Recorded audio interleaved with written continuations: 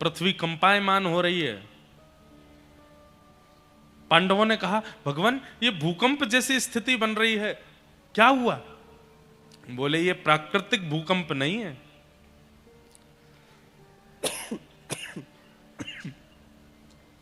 ऐसा भूकंप दो ही स्थिति में आता है, या तो मैं नाराज हो जाऊं या फिर शेषनाग, जिनकी सिर के ऊपर तिल के समान पृथ्वी है, वो नाराज हो जाएं। मैं तो प्रसन्न हूं, तो निश्चित है कि शेषनाग ही नाराज हुए, और शेषनाग ही बलराम जी हैं। बलराम जी के कोप के कारण पृथ्वी पर भूचाल आ रहा है। तभी देखा तो श्री बलराम जी महाराज हल मूसल लेकर के और दौड़ रहे हैं, और बस चिल्ला रहे हैं, भीम मेरे सामने आ, तू मेरे साथ युद्ध कर, तूने धर्म विरुद्ध कार्य किया। हाँ, दुर्योधन की नाभि से नीचे तूने प्रहार करके उसको निर्बल बना करके और स्वयं जीत गया महाभारत के युद्ध को। ये धर्म विरुद्ध मैं नहीं सहन करूंगा। आज मेरे हल मूसल तेरे मस्तिष्क का भेदन करेंगे। गर्जना करने लगे बलराम जी। तभी भगवान बोले, भीम तुम खड़े रहो, आने दो बलराम जी को, हम देख लेंगे क्या करना है, कैसे करना है।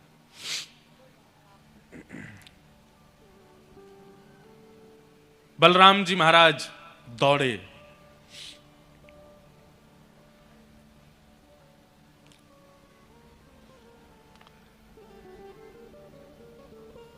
भीम खड़े हैं, थर थर कांप रहे हैं। बलराम जी दौड़ करके आ रहे हैं अपने हल मूसल दिखाते हुए। तभी ठाकुर जी ने एक योजना बनाई और भीम के सामने खड़े होकर के भगवान ने दंडवत प्रणाम किया बलराम जी को। जैसे ही देखा कि लाला दंडवत कर रहा है, कन्हैया दंडवत कर रहे हैं, बलराम जी तो अपना सारा कोप भूल गए, हल मूसल धूल फेंक करके और ठाकुर जी को उठा करके अपने हृदय से लगाया। एक सीख यहां पर यह मिलती है, बड़े लोगों का क्रोध शांत करने का एक ही तरीका है, उनके चरणार विंद, उनके श्री चरणों को पकड़ लो।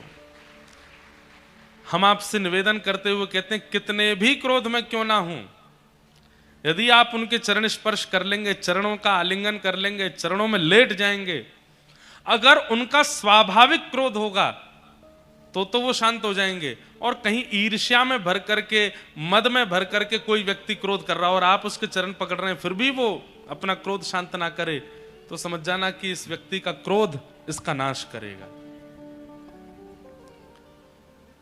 नहीं तो अमूमन 90 बड़े बुजुर्गों को आप चरण पकड़ लो, तुरंत शांत हो जाएंगे।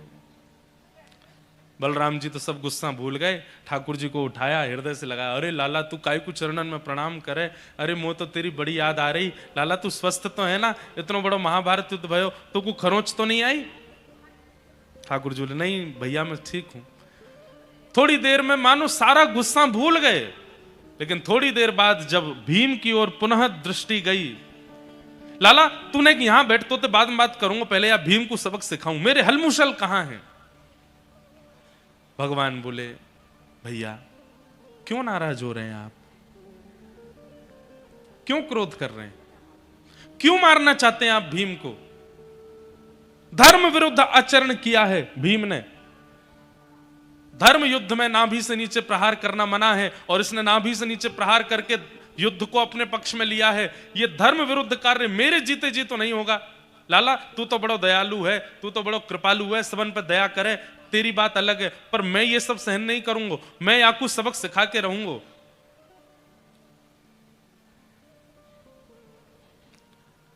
ठाकुर जी बोले, नाभि से नीचे प्रहार करना अधर्म है, हां, और इसीलिए आप आए हो यहां पर।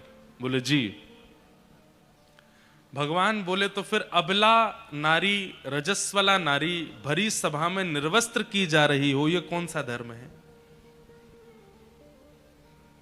एक नारी अपने मासिक धर्म में है, उसके पति जुआ हार गए हैं, और वहां यही दुर्योधन, यही दुशासन उसकी साड़ी खींच के निर्वस्त्र कर रहे थे। यह कौन सा धर्म था भैया? बलराम जी निर्वाक हो गए। और यदि वह धर्म अधर्म था तो वहां आप क्यों नहीं आए दुर्योधन का शिरच्छेदन करने के लिए? वहां आप क्यों नहीं आए दुशासन के हाथों को काटने के लिए? एक भरी सभा में नारी का अपमान किया जा रहा था, तब आप नहीं आए। और आज जब महाभारत युद्ध में दो पक्ष युद्ध कर रहे हैं, दो राजा युद्ध कर रहे हैं, और राजा युद्ध जीतने के लिए कुछ भी करता है, केवल नाभि से नीचे जंघा पर प्रहार कर दिया। और यह बात आप भी जानते हैं कि पूरे शरीर में कहीं भी प्रहार करने से दुर्योधन मरने वाला नहीं है, उसकी जंघा पर ही प्रहार होगा, तभी वो गिरेगा। इतना सब जानते हुए भी आप हल मूसल उठा करके यहां भीम को मारने के लिए चले आए, मुझे आश्चर्य हो रहा है आप पर। यदि उस समय आपका यह क्रोध उत्पन्न हुआ होता तो आज महाभारत युद्ध की नौबत नहीं आती भैया। ध्यान से सुनिए, अधर्म करने वालों को सबक सिखाने के लिए कई धर्मावलंबी उतर आते हैं और धर्म का नाम लेकर के उनको सिखाने का प्रयास करते हैं। ठाकुर जी कहते हैं अधर्म हो जाने के बाद फिर वहां धर्म का प्रचार करना, धर्म की बातें बताना, ये इतनी बड़ी बात नहीं है। जब अधर्म का बीज बोया जा रहा था उसी समय उस पौधे को निचोड़ देना, यह धर्म धार्मिक व्यक्ति का लक्षण होता है।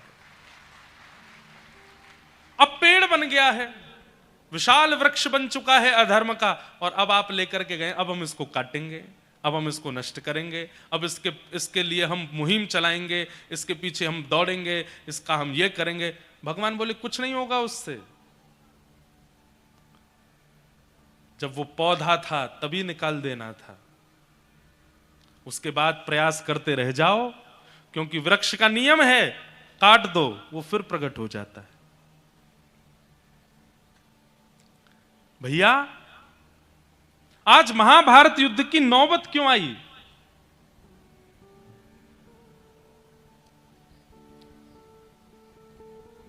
क्योंकि उस समय दुर्योधन दुशासन बच गए, जिस समय इन लोगों ने अधर्म किया। यदि उसी समय दुर्योधन दुशासन मारे जा चुके होते, बंधुओं एक बात सुनेंगे आप, पूरा महाभारत युद्ध, सब लोग इधर देखिए, ध्यान से हमारी ओर दृष्टिपात कीजिए, पूरा महाभारत युद्ध, चाहे उसमें शांति दूत बन के जाना हो, चाहे उसमें पांडवों को विजय दिलाना हो, चाहे अर्जुन के रथ का सारथी बनना हो, जो कुछ भी भगवान ने किया सबके पीछे एक ही बात थी, द्रौपदी का चीरहरण। ठाकुर जी उसको सह नहीं पाए। आगे प्रसंग आएगा, भीष्म पितामह भगवान से कहते हैं, भीष्म पितामह कहते हैं मुझसे बड़े पापी दुर्योधन, मुझसे बड़े पापी दुशासन, मुझसे बड़े पापी कृपाचार्य आदि सब लोग, पर उनको आपने एक बाण मारा, उनको आपने एक गदा मारी, और मेरे जैसा धार्मिक व्यक्ति जिसने अपने 100 जन्मों में कोई पाप नहीं किया, बाल ब्रह्मचारी, ब्रह्मचर्य का पालन करके जीवन निर्वहन करने वाला, मैं सत्यवादी, मैं सद्मार्ग पर चलने वाला भीष्म पितामह, मुझे आपने असंख्य बाण मार दिए।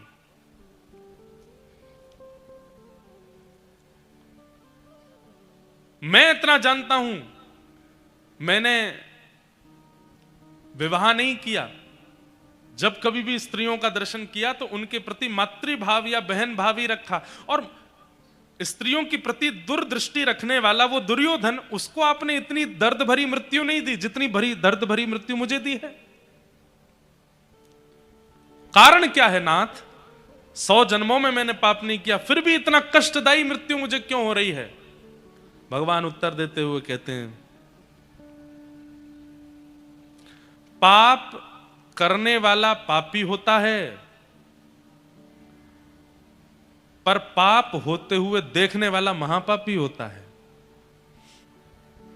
कोई पाप कर रहा है और आप उस पाप को रोकने की सामर्थ्य होते हुए भी खड़े खड़े केवल देख रहे हो, ठाकुर जी कहते हैं उससे दुगना बड़ा पाप आपका है, क्योंकि आप सामर्थ्य होते हुए भी मुंह पर चुप्पी लगाए बैठे हो। आप यदि खड़े होकर के एक उंगली उठा देते और एक बार कहते दुर्योधन खबरदार, जो तूने द्रौपदी का स्पर्श भी किया तो द्रौपदी का चीरहरण नहीं होता।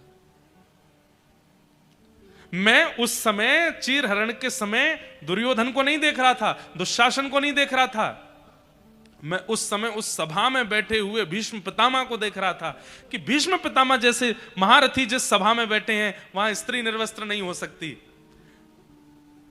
लेकिन जब पता चला कि दुर्योधन भीष्म पितामह के होते हुए भी द्रौपदी निर्वस्त्र हो रही है, उसी दिन मैंने ठान लिया था कि दुर्योधन, दुशासन, इन सब की मृत्यु तो एक तरफ है, भीष्म पितामह की मृत्यु सबसे कष्टदायी होगी। क्यों?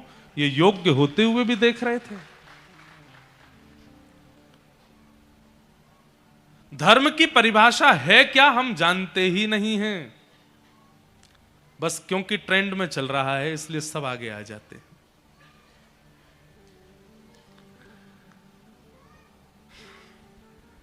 हम बहुत सीधे साधे कथावाचक हैं, हम ज्यादा विवादित बोलते नहीं कभी भी, और हम बोलना भी नहीं है, बस संकेत में आपको समझा रहे हैं। धार्मिक बन जाना बहुत बड़ी बात नहीं होती, धर्म के लिए कदम उठाना भी बहुत बड़ी बात नहीं होती, अंदरूनी रूप से अधर्म को जन्म ही ना लेने देना यह बड़ी बात होती है, अधर्म को होने ही ना देना।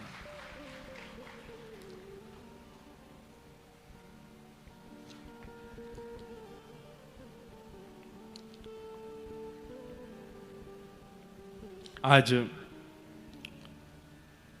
पूर्व मंत्री और पन्ना के विधायक श्री ब्रजेंद्र प्रताप जी पधारे हैं। श्री रामेश्वर शर्मा जी विधायक हुजूर भोपाल से पधारे हैं। श्री विनोद जी पूर्व अध्यक्ष पर्यटन विभाग पधारे हैं। श्रीमती निर्मला सप्रे जी विधायक बीना पधारे हैं। श्री आकाश सिंह जी भाजपा के अद्भुत नेता भी आज पधारे हैं। सबका बहुत बहुत स्वागत, बहुत बहुत अभिनंदन। ये खूबसूरती है मध्य प्रदेश की, इतने बड़े बड़े नेता आ जाते हैं फिर भी कथा में कोई विघ्न नहीं आता, विक्षेप नहीं आता, सब चुपचाप बैठ करके कथा श्रवण करते हैं, कथा के रस को और वर्धन करते हैं। अन्य प्रांत के नेता विधायकों को सीखना चाहिए कथा में हम कैसे जावें, ऐसे जावें जैसे मध्य प्रदेश के राजनेता कथा में आते हैं, चुपचाप आके कथा सुनते हैं।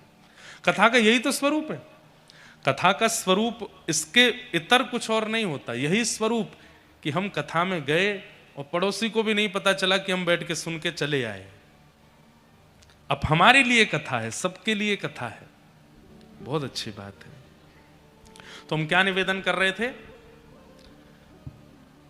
अधर्म हो जाने के बाद धर्म का पाठ पढ़ाने के लिए आना, अब तो यही करना पड़ता है, लेकिन बात अच्छी तब हो जब अधर्म होने ही ना दिया गया होता।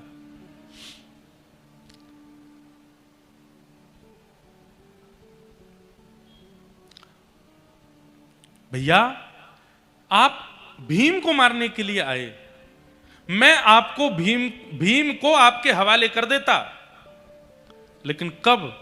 जब आप उस समय भी आए होते जब द्रौपदी का चीरहरण हुआ था। मैं आपके पक्ष में खड़ा होकर के भीम का शिरच्छेदन करता यदि उस समय भी आपने ये किया होता। बंधुओं, ठाकुर जी की बुद्धि के आगे हम लोग बड़े फेल हो जाएंगे। कभी अगर हम लोगों को मृत्यु के बाद तो भगवान के सामने निर्णय होगा ना, नर्क जाना है, स्वर्ग जाना है, कहां जाना है, उस समय ठाकुर जी फिर सारी गिनतियां करवाएंगे। आप लोग कहोगे हमने ये अच्छा किया, हमने ये अच्छा किया, हमने ये अच्छा किया, फिर ठाकुर जी ऐसी एक बात बताएंगे जो आपके मन में ही नहीं थी। तुमने ये भी तो किया था, ये क्यों भूल रहे हो? तुमने ऐसा भी तो किया था। तो ठाकुर जी कहां कौन सी बात अपने मन में रख के बैठे हैं कोई पता नहीं है। इसीलिए सूरदास जी महाराज ठाकुर जी से कहते हैं, हरि जी मोरे अब गुण चित ना धरो, हरि जी मोरे अब गुण चित ना धरो। समदर्शी है नाम तिहारो, समदर्शी है नाम तिहारो। समदर्शी का मतलब पता है? समान दृष्टि जिसकी है, सबको एक दृष्टि से जो देखता है। समदर्शी है नाम तिहारो समदर्शी है, नाम तिहारो चाहो तो पार करो, चाहो तो पार करो। हरि जी मोरे अब गुण चित ना धरो, हरि जी मोरे अब गुण चित। बंधुओं, ये नाम जप के लिए आज्ञा क्यों करते हैं गुरुजन? क्योंकि नाम जप औषधि है। कई इतने दुर्गुण हमारे और कई ऐसी क्रियाएं हम करे बैठे हैं जो हम करके भूल गए, पर ठाकुर जी नहीं भूलते। ठाकुर जी को सब पता होता है, इसलिए इतना नाम जप किया, इतना नाम जप किया, इतना नाम जप से ठाकुर जी मिलेंगे बाद की बात है। पहले जो आपका किया धरा है उसका हिसाब बराबर होता है नाम जप से। जो आप करे बैठे हो और इस जन्म में नहीं कितने जन्मों में करे बैठे हो, पहले उनका समाधान करता है नाम जप। नाम जाकर के पहले उनको समाप्त करता है, उनको नष्ट करता है। उसके बाद जब वो पूर्व का सारा नष्ट हो जाता है तब जाकर के नाम जप भगवत प्राप्ति के लिए होना प्रारंभ होता है। कई लोग एक साल में ही रोने लगते हैं, ठाकुर जी नहीं मिल रहे, हम तो इतने दिन से रज लगा रहे हैं, इतने दिन से नाम जप कर रहे हैं, कथा सुन रहे हैं, एक साल हो गया अभी ठाकुर जी मिल। अरे एक साल में? आज ही एक बात सुबह कही हम कथा में एक बात कहते हैं, आज यहां पर कथा सुनने वाले लोग अपनी आयु देखिए, कितनी आयु है आपकी? कोई 18 साल का है, कोई 25 साल का है, कोई 30 साल का है, कोई 50 साल का है, कोई 60 साल का है। और कथा सुनने के बाद में इच्छा हो गई कि अब ठाकुर जी हमको मिलें। भाई 18 साल दुनिया को दे के देख ली, अब 18 साल ठाकुर जी को भी तो दो। 25 साल पूरी दुनिया के विषय भोगों को दे के देख लिया, अब जरा 25 साल नाम को दे के तो देखो। हम दुनिया को इतना दे चुके हैं तो फिर नाम को एक साल में ही क्यों फल चाहते हैं? नाम अंदरूनी रूप से क्या कर रहा है आपको नहीं पता। आपके कितने कितने हिसाब पेंडिंग पड़े हैं, कितना कर्जा चढ़ा है आपके ऊपर पापों का। नाम पहले उनको नष्ट करेगा, और जब नष्ट हो जाएंगे तब आपका नाम जब भगवत प्राप्ति कराएगा। तो आज जिस समय आप पहली बार वृंदावन गए, जिस समय आप पहली बार कथा में आए, जिस समय आप पहली बार आचार्यों के चरणों में गए, उस दिन अपनी आयु पूछिए कितने साल के हो। पहली बार वृंदावन 18 साल की उम्र में गए तो अब 18 साल वृंदावन को देख के देखिए, तब ठाकुर जी कृपा करेंगे। और ये समान तो होना ही नहीं चाहिए। 18 संसार को दिए तो 18 नहीं, 1 साल ज्यादा दो, ठाकुर जी को थोड़ा बढ़ा के दो, फिर देखिएगा क्या कृपा होती है, क्या अनुभव होता है। हम लोग बड़े विचित्र हैं। हनुमान जी, शंकर जी के 16 सोमवार करके हमको सब कुछ चाहिए, और 16 सोमवार में हमको शंकर जी से सब कुछ चाहिए, और 16 साल संसार के विषयों में जो गलत गलत किया उसका कोई हिसाब नहीं। एक तरफ 16 साल हैं और एक तरफ केवल 16 सोमवार हैं। शंकर जी कहेंगे भाई थोड़ा मैथमेटिक्स पढ़ के आ, गणित अपनी अच्छी करके आ। एक साल में 365 दिन होते हैं, 16 साल तेने इतने गलत काम किए और मुझसे 16 दिन में ही तू खुश होना चाहता है। वो तो भोले बाबा हैं बेचारे, हो तो वो 2 दिन में ही खुश जाते हैं। लेकिन आप लोग विचार करके देखो कि हम ठाकुर जी को देते कितना समय है। इसलिए हमारे कौन से कर्म ठाकुर जी को याद रहते हैं, इसलिए नाम जप करो। उस नाम जप से क्या होगा, वो मिट जाएगा, ठाकुर जी की स्मृति से चला जाएगा। फिर ठाकुर जी हमको उस गलती के आधार पर दंडित नहीं करेंगे। ठाकुर जी दंडित करते नहीं है, भयभीत होने की आवश्यकता नहीं, पर फिर भी नाम जप करके अपने उस कृत्य को नष्ट करो। हरि जी मोरे अब गुण चित ना धरो, हरि जी मोरे अब गुण चित ना धरो। इतने सुंदर सुंदर पद हैं हमारे आचार्यों के, इनमें सारा सार भरा है। सूरदास जी का पद है,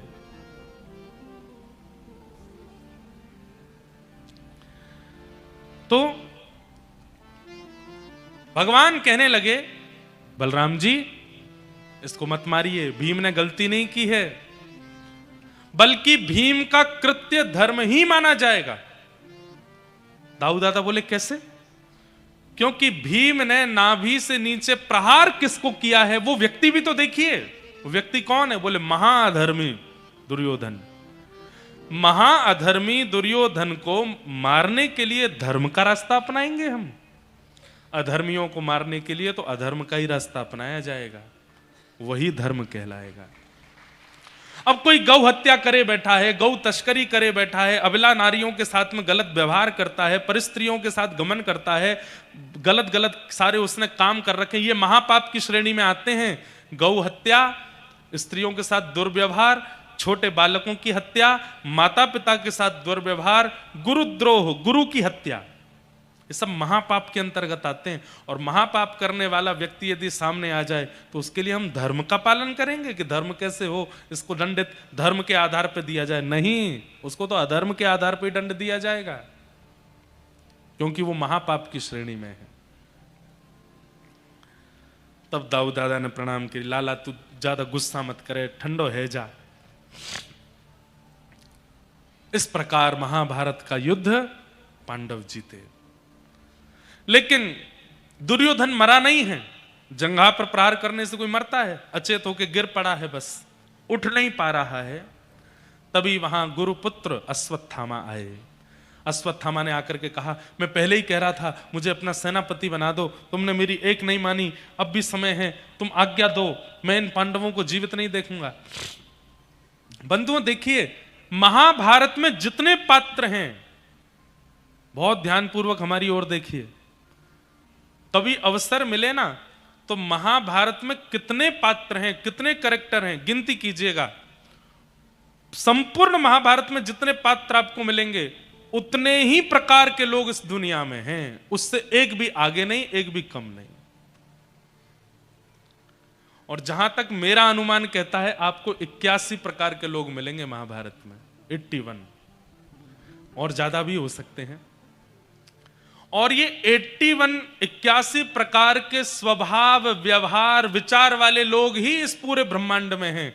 8 अरब खरब जितने भी हों, 81 प्रकार के व्यवहार हैं, और वो सब महाभारत में है। इसलिए महाभारत का हर एक व्यक्ति हम हैं।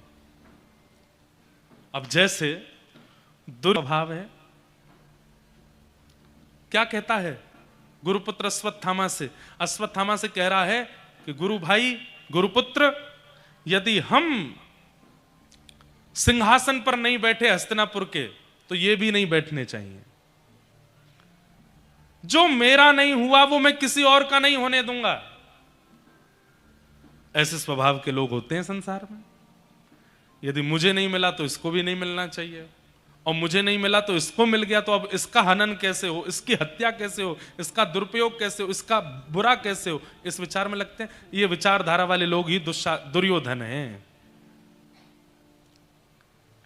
गुरुपुत्र अश्वत्थामा का व्यवहार कैसा है? पदेशणा। पदेशणा, पदेशणा किसको कहते हैं? उसको केवल पद की इच्छा है। मैंने किया क्या, क्या नहीं किया, इससे कोई मतलब नहीं है। मैंने अच्छा क्या किया, बुरा क्या किया, कमाई कितनी हुई, ना कमाई कितनी हुई, कोई इससे मतलब नहीं। बस मैं एक पद पर हूं, ये सबको पता होना चाहिए, मेरी एक पदवी है। गुरुपुत्र अश्वत्थामा वही है। अब आते ही क्या बोला है? मैंने पहले ही कहा था मुझे सेनापति बना दो, तुमने मेरी बात नहीं मानी, अब चलो अभी भी तुम्हारे पास समय है। बोले क्या? भेज दो मुझे, सोते हुए पांडवों को मार दूंगा, मुझे सेनापति घोषित कर दो। पूरी सेना मर गई, उसके बाद भी सेनापति बनना चाहता है। यह पदेशणा। अच्छा, कौरवों का मुखिया कौन है? धृतराष्ट्र। धृतराष्ट्र का स्वभाव क्या है? खुद की आंखें नहीं है, खुद को दिखाई नहीं देता, दूसरे की दृष्टि से देखता है, दूसरे के कहे सुनता है, पर निर्णय अपना देता है। मतलब संजय है उनके पास, वही देखता है, वही अनुभव करता है, वही बताता है, पर निर्णय कौन लेता है? निर्णय लेता है धृतराष्ट्र। देखने वाला कोई और है, बोलने वाला कोई और है, पर निर्णय का पूरा अधिकार अपने ऊपर लिए बैठे हैं। ये धृतराष्ट्र हैं। ऐसे स्वभाव वाले लोग भी होते हैं, खुद हिल करके पानी भी नहीं पीते, 4 लोग लगा रखे हैं, तुम देख के आओ, तुम सुन के आओ, तुम बोल के आओ, तुम ये करके आओ, अंत में मुझे बताओ, मैं निर्णय लूंगा, होगा वही जो मैं चाहूंगा। दुशासन, ये धृतराष्ट्र है। अब हर एक व्यक्ति का एक स्वभाव निकल के आ जाएगा। कभी अवसर मिलेगा तो सागर में महाभारत की कथा भी करेंगे, लेकिन ताली तो आपने बजा दी। महाभारत की कथा 7 दिन की नहीं होती, महाभारत की कथा होती है 30 दिन की, 1 महीना की।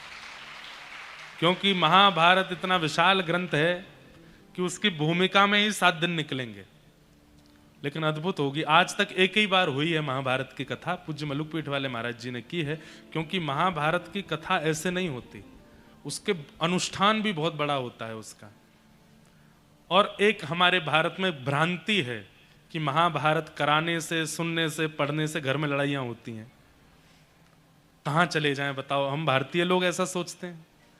जिस महाभारत का थोड़ा सा अंश गीता पूरी पृथ्वी को भूचाल ला सकता है, सोचिए वो 700 श्लोकों की गीता इतनी प्रगाढ़ हो सकती है, संपूर्ण 1 लाख श्लोक महाभारत के कैसे होंगे? यन्ने भारत तन्ने भारत, अद्भुत है महाभारत। एक एक व्यक्ति को दर्पण दिखाई दे जाएगा। महाभारत की कथा में पता चल जाता है कि ये तो मैं हूं, ये जिसके बारे में चर्चा हो रही है, कहीं ना कहीं पता चलेगा शकुनी तो मैं ही हूं। कहीं ना कहीं पता चल जाएगा कि भाई ये धृतराष्ट्र कोई और नहीं है, ये तो मेरा ही स्वभाव है। और व्यक्ति को जब दर्पण दिखता है ना, तो व्यक्ति दर्पण में अपनी बिगड़ी हुई स्वरूप को संभाल लेता है। कोई दर्पण देखता ही नहीं है तो वो बिगड़ा ही रहेगा, अपने उसकी आंख, नाक, बाल वाल सब बिगड़े ही रहेंगे। महाभारत दर्पण है। कभी कृपा होगी ठाकुर जी की तो मेरा बहुत समय से मन है करने का, करूंगा एक बार महाभारत की कथा। गांधारी, और गांधारी कौन है? गांधारी का कैरेक्टर कैसा है? खुद के पास आंख भी है, खुद के पास सब कुछ भी है, लेकिन क्योंकि क्योंकि धृतराष्ट्र नहीं देख सकते, इसलिए स्वयं की आंखों पर भी पट्टी बांध लेती है। मतलब किसी पर, इसी को कहते हैं अंधविश्वास। वो तो देख ही नहीं रहा है और बिना देखे सब गलत कर रहा है, मैं भी नहीं देखूंगी। लो, अरे तुम्हारी तो आंख खुली रखो, तुम उसकी पत्नी हो, तुम अगर देख के बताओगी तो उससे बहुत कुछ अच्छा होगा। लेकिन उन्होंने गलत अर्थ निकाल लिया पतिव्रता नारी होने का। कैसा अर्थ निकाला? बोले ये नहीं देखते तो मैं भी नहीं देखूंगी। सबका अपना अपना एक कैरेक्टर है महाभारत में, और वो सब हम ही हैं। गुरुपुत्र अश्वत्थामा अर्धरात्रि में गए और सोते हुए 5 पांडवों को मारने के लिए, लेकिन जाको राखे साइया मार सके ना कोई, बाल ना बाका कर सके जो जग बैरी हो। ठाकुर जी जिसके रक्षक बन जाते हैं उसको फिर कौन मार सकता है? कल हमसे किसी ने निवेदन किया, महाराज अम्बरीश का चरित्र सुनाइएगा। हमने कहा जरूर सुनाएंगे। महाराज अम्बरीश का चरित्र एक दिन सुनाऊंगा, मैं विस्तार से सुनाऊंगा। कैसी रक्षा ठाकुर जी करते हैं। बस ठाकुर जी के चित्त को भा जाएं तो ठाकुर जी रक्षा। अच्छा, एक और बात, क्या प्राणों की रक्षा को ही आप ठाकुर जी के द्वारा की गई रक्षा मानते हो? नहीं, प्राणों की रक्षा ठाकुर जी के द्वारा की गई रक्षा नहीं है। तो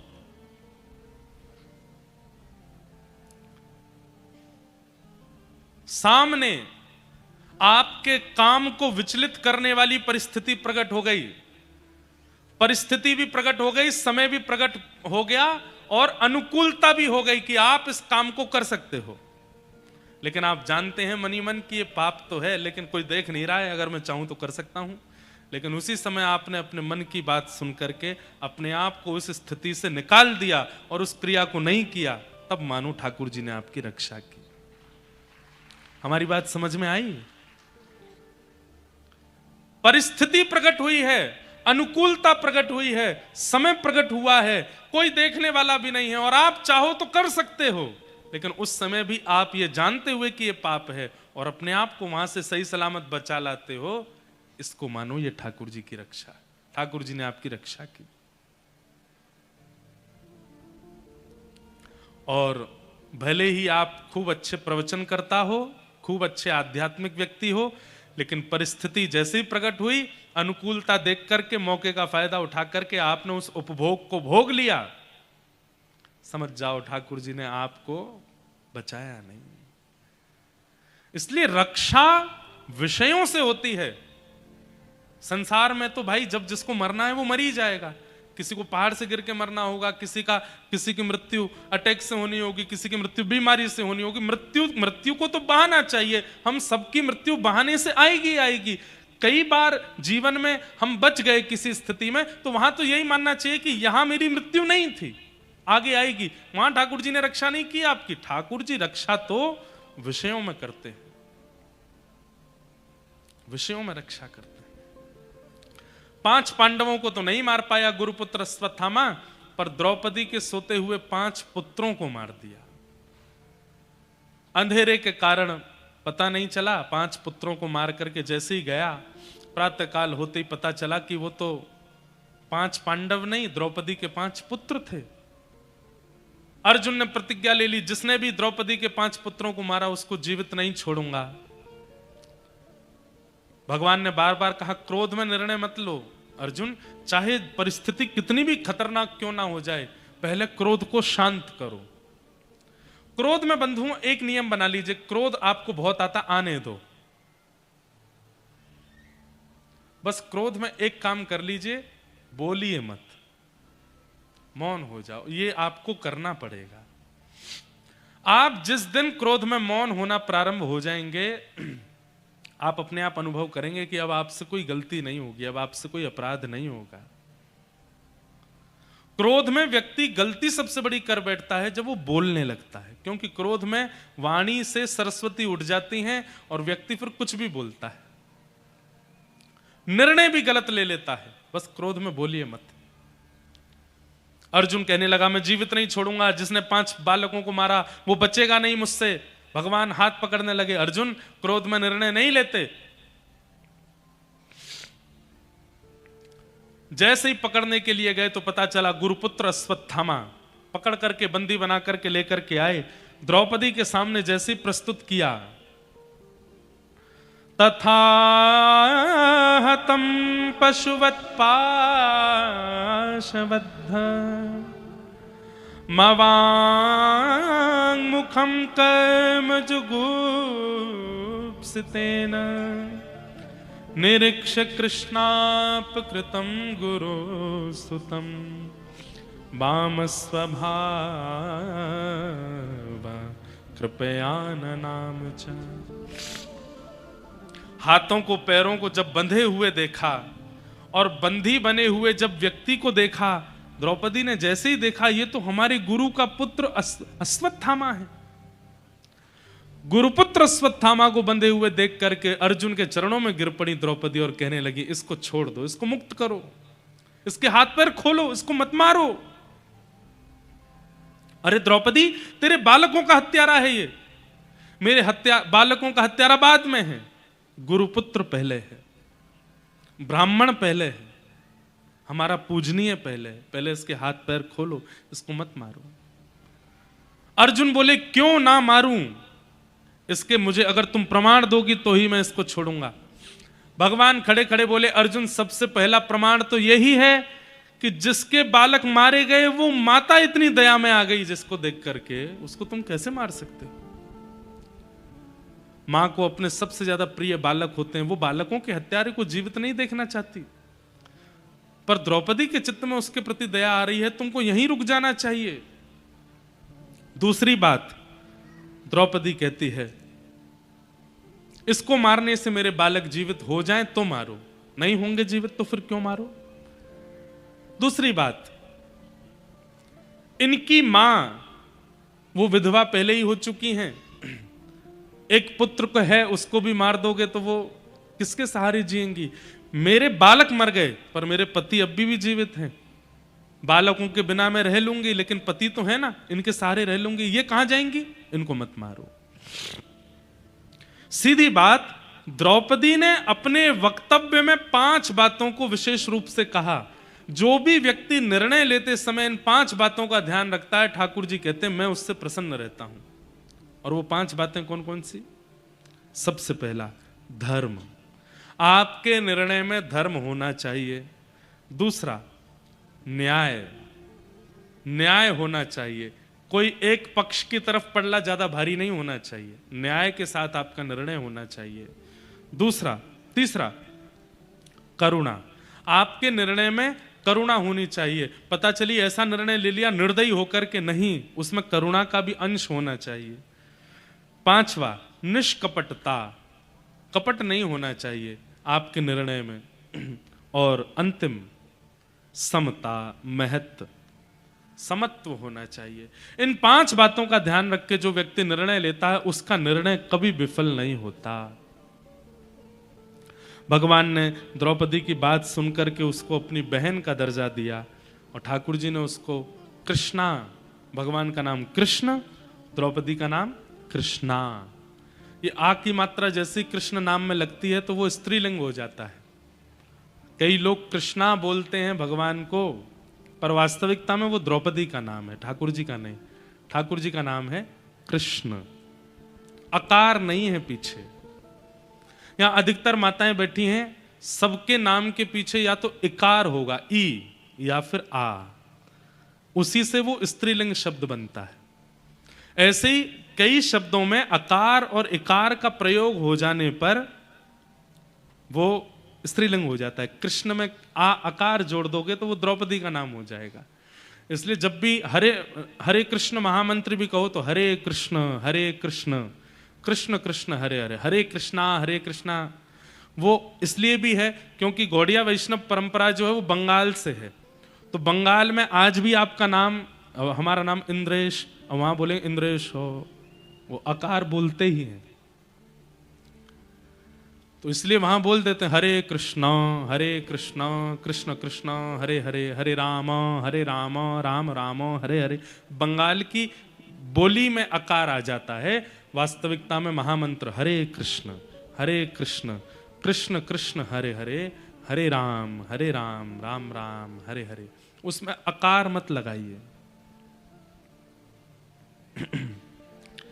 द्रौपदी को भगवान ने अपनी बहन बना लिया और कृष्णा नाम से संबोधित किया। निरीक्ष कृष्णापकृतम गुरुसतम। तत्पश्चात गुरुपुत्र अश्वत्थामा को मृत्यु दंड नहीं दिया, आधी दाढ़ी मूछ मूड़ करके उसकी शिखा का छेदन करके भगवान ने सभा से बाहर निकलवाया। अपना अपमान जानकर के अश्वत्थामा ने ब्रह्मास्त्र छोड़ दिया उत्तरा के बालक को मारने के लिए। गर्भवती है उत्तरा, उसके बालक को मारने के लिए। उत्तरा कौन है? अर्जुन की पुत्र वधू, अर्जुन के पुत्र अभिमन्यु की पत्नी है उत्तरा। उसके गर्भ में बालक है और उस गर्भ के बालक को मारने के लिए ब्रह्मास्त्र छोड़ दिया अश्वत्थामा ने। भगवान के चरणों में जाकर के जब उसने प्रणाम किया कि नाथ मेरी रक्षा करो, ठाकुर जी एक रूप से बाहर खड़े हैं, एक रूप से वायु का रूप धारण करके नासिका से गर्भ में प्रवेश कर गए और अपनी गदा को घुमा करके भगवान ने उत्तरा के गर्भ के बालक की रक्षा की। बोलो भक्तवत्सल भगवान की। कालांतर में यही उत्तरा के गर्भ का बालक जन्म लेकर के परीक्षित कहलाए, परीक्षित हुए। भगवान अपनी लीला पूरी करके अब सबसे आज्ञा लेने लगे, भैया महाभारत युद्ध पूरा हुआ, अब आप सब लोगों के सब क्रिया पूरी हो गई, पांडवों को हस्तिनापुर का राज्य मिल गया, अब मैं चलूं, अब मुझे आज्ञा दो, मैं द्वारिका जाऊंगा। तब भुआ कुंती ने आकर के भगवान की स्तुति गाई, और कुंती ने जो स्तुति गाई है बहुत सुंदर है। नमस्ये पुरुषं त्वाद्यं ईश्वरं प्रकृते परम अलक्ष्यं सर्वभूतानां अंतर्बहिरवस्थितम्। बंधुओं, उत्तरा के गर्भ में भगवान ने जाके रक्षा की, ये किसी ने नहीं देखा, केवल कुंती ने देखा। बाकी सबको तो लगा ठाकुर जी भारी खड़े हैं, पर कुंती ने देख लिया कि ठाकुर जी वायु मात्र बन करके भीतर गए और जाके रक्षा करके आए। अब भगवान रथ में आरूढ़ होकर के जैसे ही द्वारिका के लिए जाने लगे, कुंती ने दोनों रथों घोड़ों की चाबुक पकड़ ली और रथ रोक दिया। भगवान बोले, कहो बुआ क्या बात है? बोले, नीचे आओ, हमें बात करनी है आपसे। ठाकुर जी नीचे उतर के आए। बंधुओं, 3 पात्र महाभारत में ऐसे हैं ठाकुर जी को बहुत प्रिय हैं।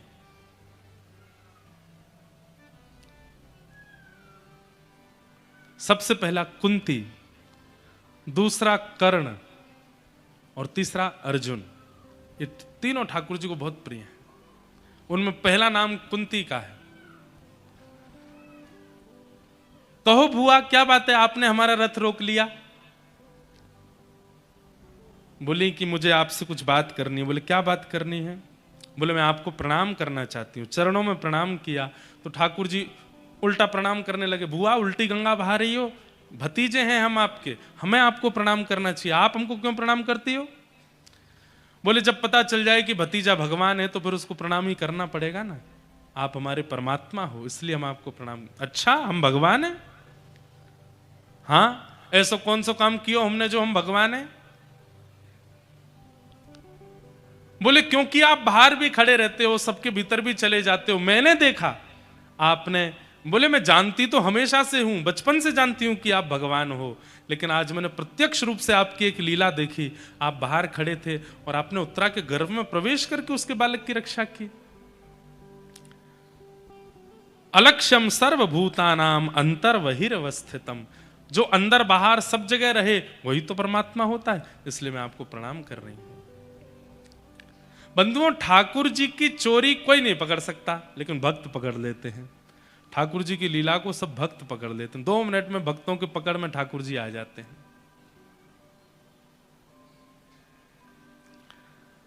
ठाकुर जी बोले, मैया बुआ, अगर मैं परमात्मा हूं तो परमात्मा तो सब जगह रहता है, तो फिर मेरे दर्शन करने के लिए आपको द्वारिका क्यों आना पड़ता है, या मेरे दर्शन के लिए आपको द्वारिका से क्यों बुलाना पड़ता है मुझे? मैं अगर परमात्मा हूं तो सब घट में मेरा निवास है, सब जगह मेरा दर्शन हो जाना चाहिए। इसका इतना सुंदर उत्तर देती हैं कुंती। क्या कहती हैं कि माया जवनिका छन्न आज्ञा दोक्षजमव्ययम न लक्ष्य से मूढ़ दृशा नटो नाट्य धरो यथा। आप सब जगह हैं पर दिखते क्यों नहीं? बोले, क्योंकि कठपुतली को नृत्य कराने वाला अगर कठपुतली और अपने बीच से पर्दा हटा देगा तो कठपुतली के नृत्य में आनंद नहीं आएगा। नृत्य कराने वाले को तो पर्दे के पीछे ही बैठना पड़ता है, तभी कठपुतली के प्रति भावना जागृत होती है। अरे देखो, कठपुतली रो रही है, नाच रही है, गा रही है, उछल रही है, चल रही है। अगर वो कठपुतली के पीछे का पर्दा ही हटा दिया जाए तो पीछे बैठा व्यक्ति जो अपनी उंगलियों से नचा रहा है वो दिखने लगेगा, और फिर वो अगर दिख गया तो फिर संसार नीरस लगने लगेगा। हे नाथ, पूरे विश्व को आप नचाते हो, पूरे विश्व को आप चलाते हो, हमें दिखता ओ देखो ये नेताजी बन गए, ये प्रवक्ता बन गए, ये भागवत वक्ता बन गए, ये वो बन गए, ये इतना धनवान हो गया, ये इतना निर्धन हो गया, उसका ब्याह हो गया, उसके बालक हो गए। वास्तव में सब कठपुतली हैं, करने वाले सब आप हो, करते सब आप हो। पर हम लोग इस संसार में रमे रहें, इसलिए कठपुतली और आपके बीच में जो ये माया का पर्दा है इसको आप उठने नहीं देते हो। लेकिन नाथ, कभी कभी जीवन में मानव के जब सदगुरु आते हैं तो वो सदगुरु इस माया के पर्दे को हटा देते हैं और व्यक्ति को स्पष्ट हो जाता है, ना कोई चल रहा है, ना कोई बोल रहा है, ना कोई बैठा है, ना कोई धनवान, ना कोई निर्धन, सब आप कर रहे हो। और फिर हम गाते हैं, मेरा आपकी कृपा से सब काम हो रहा है, मेरा आपकी कृपा से सब काम हो रहा है। करते हो तुम कन्हैया, करते हो तुम कन्हैया, करते हो तुम कन्हैया, करते हो तुम कन्हैया, मेरा नाम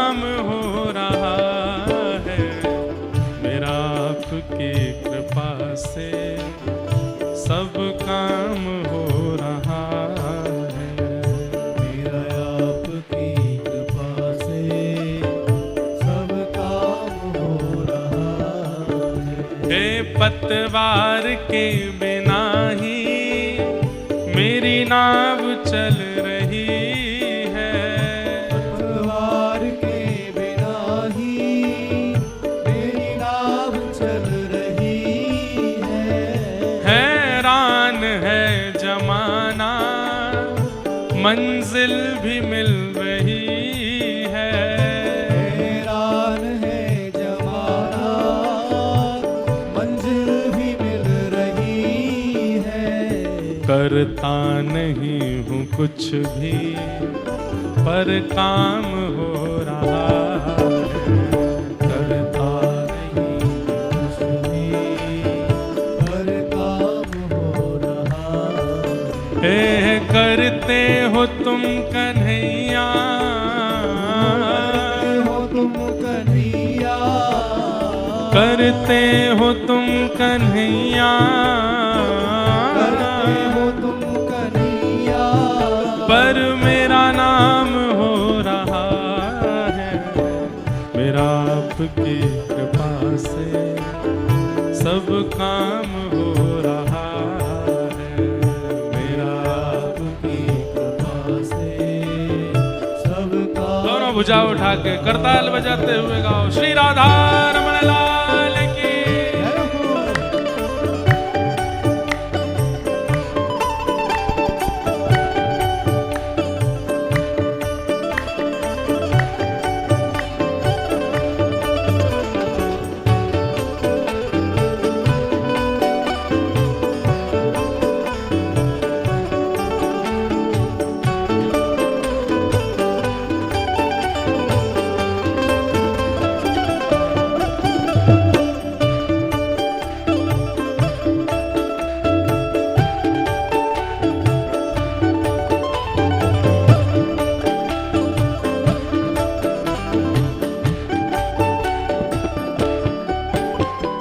तुम साथ हो जो मेरे, किस बात की कमी है।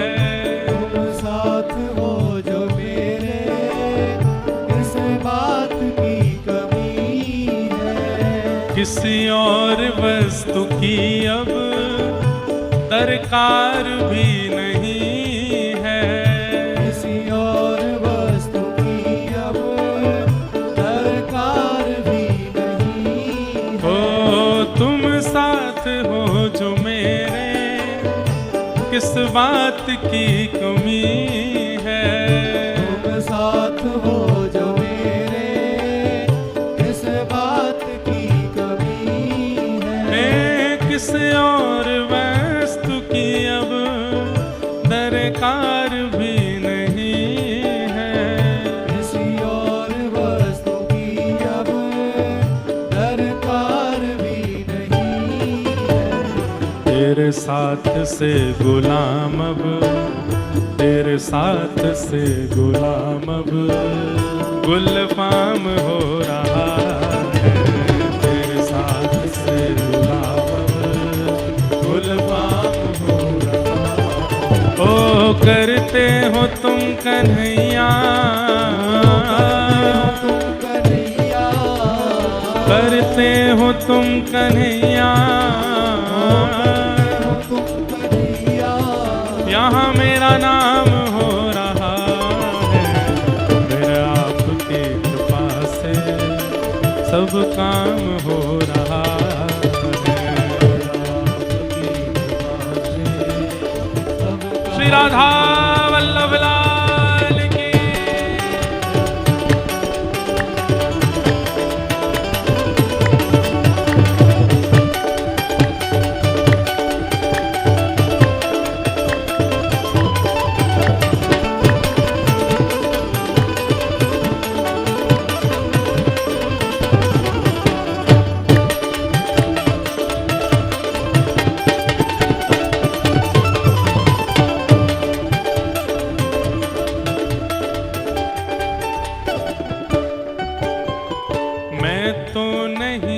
काबिल तेरा पार कैसे पाऊं।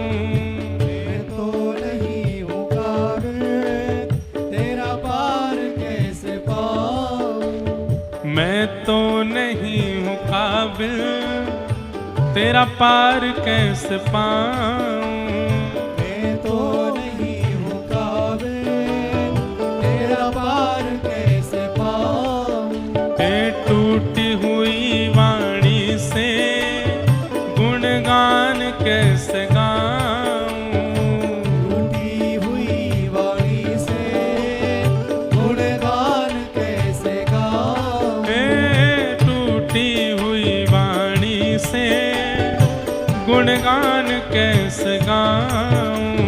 टूटी हुई वाणी से गुणगान कैसे गाऊं। तेरी ही प्रेरणा से, तेरी ही प्रेरणा से ये कमाल हो रहा है। तेरी ही प्रेरणा से ये कमाल हो रहा है। ओ करते हो तुम कन्हैया, करते हो तुम कन्हैया। यहाँ मेरा नाम हो रहा है। मेरा आपकी कृपा से सब काम हो रहा है।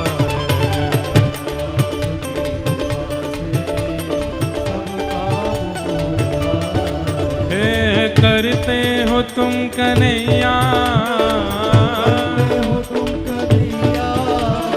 करते हो तुम कन्हैया। ओ मेरा नाम हो रहा है। मेरा आपकी कृपा से सब काम हो रहा है।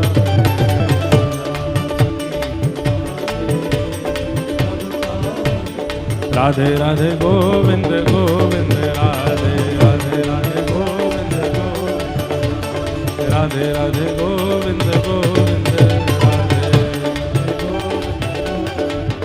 हरि गोविंद राधे गोपाल राधे, गोविंद राधे गोपाल राधे। हरि गोविंद राधे गोपाल राधे, हरि गोविंद राधे गोपाल राधे। हे भजो हम भजो हो भजो राधे राधे गोविंद गोविंद राधे। हे भजो राधे राधे गोविंद गोविंद राधे। गोविंद राधे गोपाल राधे, हरि गोविंद राधे गोपाल राधे। हरि गोविंद राधे गोपाल राधे, हरि गोविंद राधे गोपाल राधे। हे भजो हाँ भजो भजो राधे राधे गोविंद गोविंद राधे। राधे राधे गोविंद गोविंद राधे। भजो राधे राधे गोविंद गोविंद राधे। हे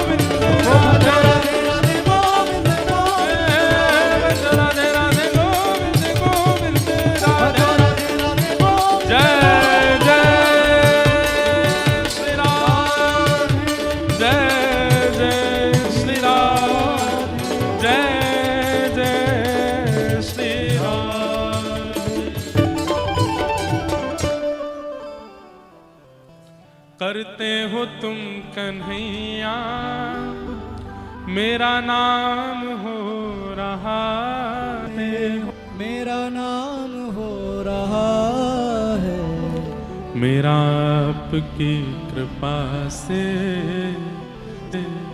सब रहा है मेरा। जैसे हमारे श्री गोरीलाल कुंज वाले महाराज जी, ये बात हम जीवों पर कल्याण करने के लिए इस बार गया है, ये विश्वास आप कर लेंगे तो उनकी बातें आपका जीवन परिवर्तित करने लगेंगी। आप उनको अपने जैसा ही सामान्य मानोगे, कोई प्रभाव नहीं होगा जीवन पर। जैसा ही सामान्य मानोगे, कोई प्रभाव नहीं होगा जीवन पर। आप ओरछा के राजगुरु हैं, इसलिए सद में फिर उसका उपहास अलग करवाते और उससे ही पत्र लिखवाते कि हरिराम व्यास जी का मैं सदा चरण सेवक रहूंगा। जब भी ये मेरे नगर में व्यास जी का मैं सदा चरण सेवक रहूंगा, जब भी ये मेरे नगर में आएंगे मैं इनके चरणों में दंडवत करूंगा।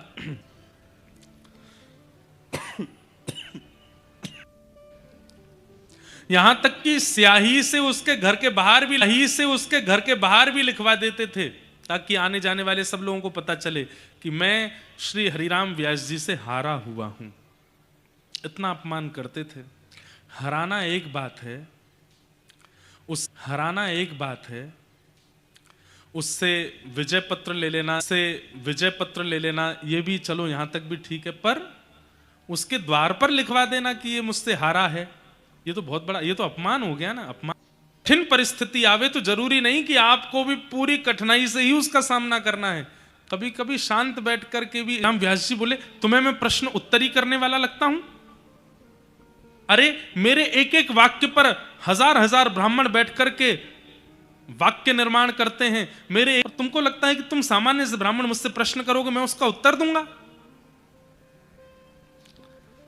महादेव बोले, विशिष्ट ब्राह्मणों के प्रश्नों का उत्तर तो आपने दिया ही है, एक बार सामान्य ब्राह्मण का भी दे दो, क्योंकि मेरे प्रश्न का उत्तर कोई और दे नहीं पाया, इसलिए मैं आपके पास आया हूं। हरिराम व्यास जी बोले, बोलो क्या प्रश्न है तुम्हारा? महादेव बोले, मैं ये पूछना चाहता हूं, विवेक किसे कहते हैं? हरिराम व्यास जी पहले तो हंसे, बोले यही प्रश्न है बस? बोले हाँ बस यही प्रश्न है, बस यही बता दीजिए विवेक किसे कहते हैं। बोले विवेक का मतलब होता है सद और असद का बोध होना। एक होता है ज्ञानी व्यक्ति और एक होता, रावण ज्ञानी था, विवेकी नहीं। हरिराम व्यास जी ने पूछा विवेक क्या है? शंकर जी ने पूछा विवेक क्या? हरिराम व्यास जी बोले, सही और गलत की पहचान जिसको हो उसे विवेक कहते हैं। अच्छा, विशाखा का ही अवतार आपके रूप में हुआ है, आप इसलिए ज्ञानी नहीं बने कि आप सबको हराओ, आप इसलिए ज्ञानी बने ताकि अपनी वाणी के प्रभाव से सबको वृंदावन बसाओ। वृंदावन का यश गाने के लिए आप आए हो, जाइए। उसी समय हरिराम व्यास जी वापस ओरछा आ गए। सीधे वृंदावन क्यों नहीं गए? क्योंकि मन में ग्लानि हो रही है। हरि राजत दंपति भो, सुरत रंग के रस में भीनी, सुरत रंग के रस में भी। बंधुओं, ये सुबह का राग है। सुबह सुबह ठाकुर जी को इसी राग में ही उठाना चाहिए और हो सके तो यही पद गा के उठाना चाहिए। ठाकुर जी उठे हैं और शेष सैया पर अपनी अंगड़ाई ले रहे हैं, आंख मीड़ रहे हैं, उन सब का वर्णन है इस पद में। सुरत रंग के रस में नहीं पड़ा, दौड़ पड़े जहां से स्वर आ रहे थे वहां की ओर, और जाकर के उनके चरणों में प्रणाम करके बोले, ये शब्द किसने लिखे हैं? मैं अपने गुरु की खोज में हूं और मुझे लगता है कि जिनके ये शब्द हैं वे ही मेरे गुरु हैं। नागरीदास जी ने तुरंत बताया, वृंदावन में विराजमान श्री राधा वल्लभ लाल जी को विराजमान जिन्होंने किया, ऐसे श्री हितरवंश महाप्रभु के ये शब्द हैं। बोले मुझे ले चलिए बस उनके पास। हरिराम व्यास जी निकल पड़े वृंदावन की ओर। बंधुओं, कभी भी किसी तीर्थ में, किसी धाम में, किसी श्रेष्ठ जगह पर प्रयास कीजिएगा, एक बार किसी आचार्य के साथ दर्शन करने जाओ और आचार्य को आगे खड़ा करना, उनके पीछे से दर्शन करना, और क्या होगा वो आप हमको फिर अनुभव करके बताना। आज तक जहां कहीं भी अकेले दर्शन करने गए हो, अच्छी बात है, उसका अनुभव आपको है। एक बार किसी श्रेष्ठ आचार्य की सन्निधि में जाना और उनके वरद हस्त के नीचे से दर्शन करना ठाकुर जी का, उनके पीछे खड़े होकर दर्शन करना ठाकुर जी का, फिर जो अनुभव होगा वो अद्वितीय होगा। हमने तो किए हैं, इसलिए हम आपको बता रहे हैं। हरिराम व्यास जी निकल पड़े वृंदावन की ओर। चलो मैंने वृंदावन की ओर, चलो मैंने वृंदावन की ओर, चलो मैंने वृंदावन की ओर, चलो वृंदावन की ओर, वृंदावन की ओर,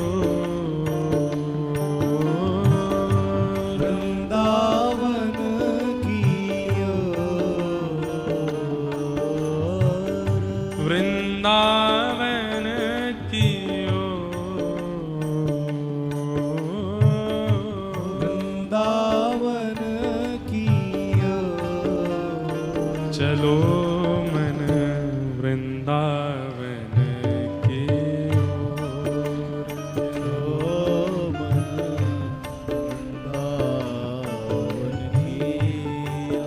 नाचते गाते हुए, उछलते हुए श्री हरिराम व्यास जी वृंदावन जा रहे हैं। मैंने पहले भी कहा है, मध्य प्रदेश का सौभाग्य है कि वृंदावन का यश गाने वाले सबसे ज्यादा आचार्य इस मध्य प्रदेश की भूमि पर ही हुए, और उनमें सबसे ऊपर नाम आता है श्री हरिराम व्यास जी का।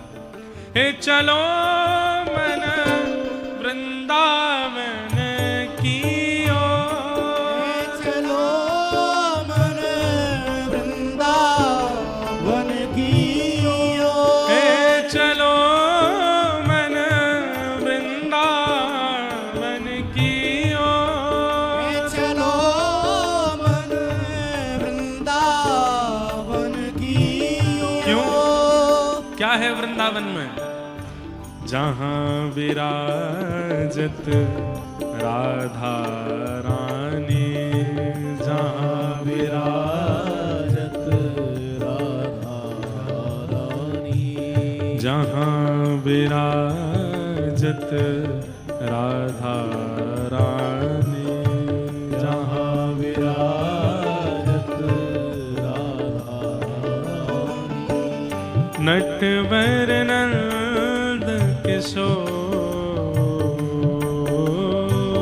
नटवर नंद किशोर, नटवर नंद किशोर,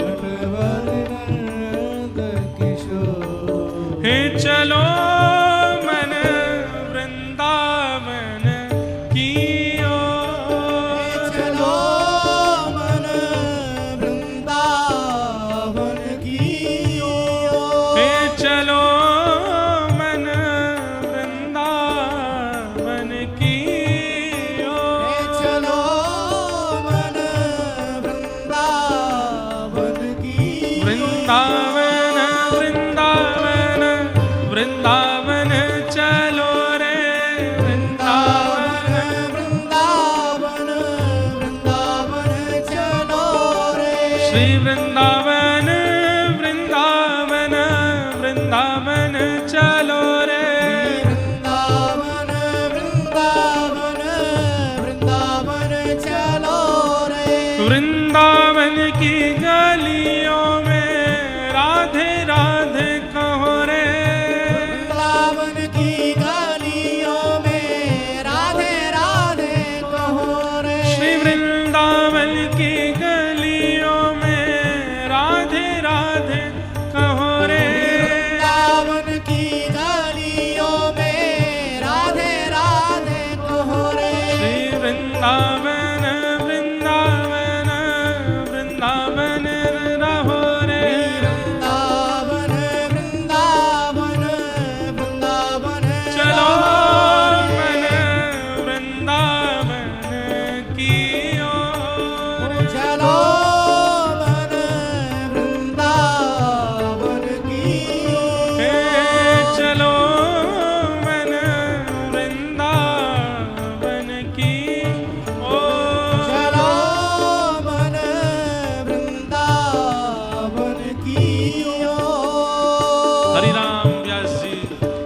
चलते हुए वृंदावन की ओर चले आए। सीधे पहुंचे हैं, श्री राधा वल्लभ लाल जी का दर्शन किया। आहा, क्या छवि श्री राधा वल्लभ लाल जी की मधुर मुस्कान, रूप माधुरी देख करके हरिराम व्यास जी तो मानो जैसे बिक गए उन पर ही। लेकिन कई बार बंधुओं, ठाकुर जी से ज्यादा आचार्य के दर्शन की इच्छा चित्त में रहती है। इसको गलत नहीं मानिएगा, ये गलत नहीं है, क्योंकि ठाकुर की झांकी कराने वाले आचार्य हैं ना, हमारे चित्त को शुद्ध करने वाले आचार्य हैं ना। तो कभी कभी ठाकुर से ज्यादा आचार्य के दर्शन की इच्छा प्रकट हो जाए तो इसमें कोई दोष नहीं है। हम तो उस भारत के निवासी जहां सहजोबाई, पहली महंत भारत की महिला महंत, महिला संत भारत की, उनका नाम था सहजोबाई। वो अपने पद में क्या कहती हैं? मैं गुरु ना बिसारू, मैं गुरु ना बिसारू, पर राम तज डारू, मैं गुरु ना बिसारू। मैं गुरु को नहीं भूल सकती, भले ही मैं राम जी को छोड़ दूं, मैं गुरु को नहीं छोड़ सकती। उनके लिए ठाकुर जी प्रकट हो गए। इस पद के बाद ठाकुर जी को प्रकट होना पड़ा। अरे सहजो, तू क्या गाती है? मैं गुरु ना बिसारू, राम तज डारू, मुझे छोड़ देगी, गुरु को नहीं छोड़ेगी। मेरी वजह से तेरा जन्म हुआ, मेरी कृपा से तुझे आंखें मिली, कान मिले, नाक मिली, जीभ मिली, हाथ मिले, पैर मिले, बुद्धि मिली, सब कुछ मैंने तुझे दिया और तू अभी भी गुरु का गुणगान गाती है।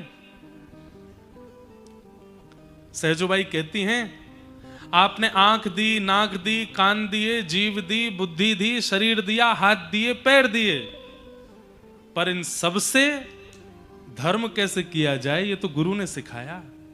आपने तो केवल शरीर दे दिया। और रही बात, ये आप बहुत देर से कह रहे हो मैंने आंख दी, नाक दी, हाथ दिए, पैर दिए, ये तो आपने रावण को भी दिए थे, पर क्यों स्त्री का हरण किया उसने? क्योंकि गुरु नहीं थे जीवन में। ये तो आपने कंस को भी दिया था, पर उस कंस ने क्यों अपनी बहन के साथ दुराचार किया? क्योंकि गुरु नहीं थे जीवन में। ये सब तो आपने हिरण्यकश्यप को भी दिया था, पर क्यों अपने पुत्र, अपने ही रक्त प्रहलाद को मारने के लिए उतारू हो गया? क्योंकि उसके पास भी सदगुरु नहीं थे। ये सब आपने सहजों को दिए, पर इन सब से कल्याण हो रहा है सहजों का। क्यों? क्योंकि सदगुरु मेरे पास है।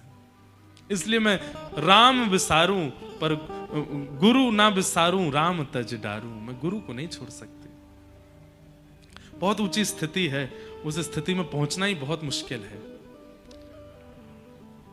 तो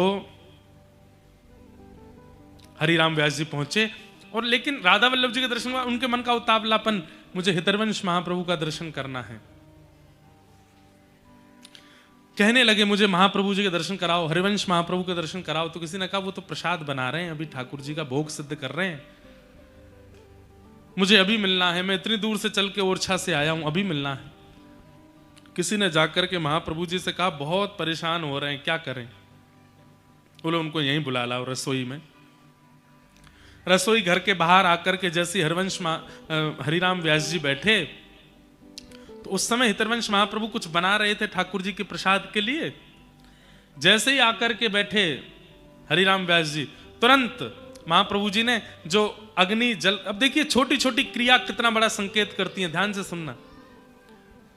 जो लकड़ी अग्नि में, चूल्हे में लगी हुई थी, उस अग्नि को बुझाने लगे हरिवंश महाप्रभु, और पतीला कपड़े से पकड़ के नीचे उतारने लगे। तो हरिराम व्यास जी बोले आपने चूल्हा क्यों बुझा दिया और ये पतीला आपने नीचे क्यों रख दिया? भाई तुम्हारी शंकाओं का समाधान करना है, तुमसे बात करनी है, तुम प्रश्न करोगे, उनका उत्तर देना है, और तुम्हारे उत्तर देते समय मैं प्रसाद कैसे बनाऊंगा? तो फिर अब देखिएगा, ये बात सुनने की, सब लोग इधर देखो, इधर देखो, यहां देखो, काम की बात पे तो इधर उधर देखने लगते हो आप।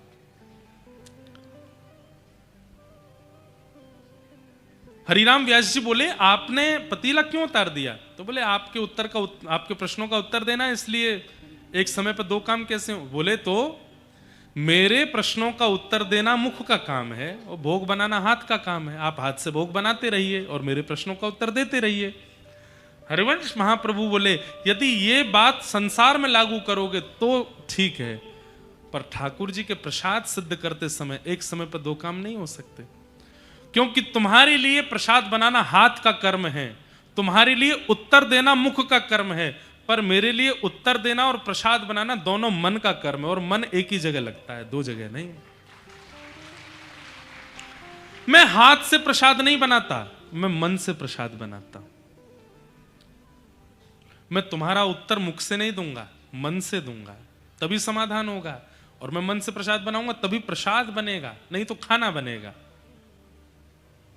और मन एक साथ दो काम नहीं करेगा, और करेगा तो गिरेगा। हरिराम व्यास जी बोले मेरे सारे प्रश्नों के उत्तर मिल गए, मुझे समाधान मिल गया, अब मुझे इससे आगे कुछ पूछना ही नहीं। एक ही बात ने सब दे दिया। बंधुओं, कई लोगों के प्रश्न ही खत्म नहीं होते। ये तो फिर अच्छा एक बात और बता दीजिए, एक बात और बता दीजिए, एक बात और बता दीजिए। इसका मतलब जानते हैं आपने प्रथम समाधान को गुरु वाक्य और सब कुछ माना ही नहीं, इसीलिए दूसरा प्रश्न प्रकट हो गया। अगर आप गुरु के द्वारा प्रदत्त किए गए प्रथम वाक्य को ही समाधान मान लेंगे, उस वाक्य पर ही पूरा जीवन निकल जाएगा। समझ में आ रही है बात? आपने एक प्रश्न किया और एक प्रश्न का उत्तर जैसे ही गुरुदेव ने दिया, अगर उस वाणी के प्रति आपका अटूट विश्वास है, अटूट श्रद्धा है, अटूट समर्पण है, तो एक उत्तर ही आपके सारे प्रश्नों का उत्तर हो जाएगा। लेकिन आपने सामान्य उसको केवल एक वाक्य मान लिया कि हाँ गुरुजी उत्तर दे रहे हैं मेरे प्रश्नों का, तो आपके प्रश्न कभी खत्म नहीं होंगे। लेकिन गुरु वाणी को यदि आपने सर्वस्व मान लिया तो एक वाक्य ही बहुत है। रैदास जी की दीक्षा कैसे हुई थी पता है आपको? रैदास जी को बड़ी चिंता थी मन में कि मैं श्री रामानंदाचार्य जी से दीक्षा लेना चाहता हूं, पर मैं कैसे लूं, कैसे जाऊं? क्योंकि रामानंदाचार्य जी तो पहले व्यक्ति को देखते थे, परखते थे, परीक्षा लेते थे, तब वो परीक्षा में पास होता तो दीक्षा देते थे।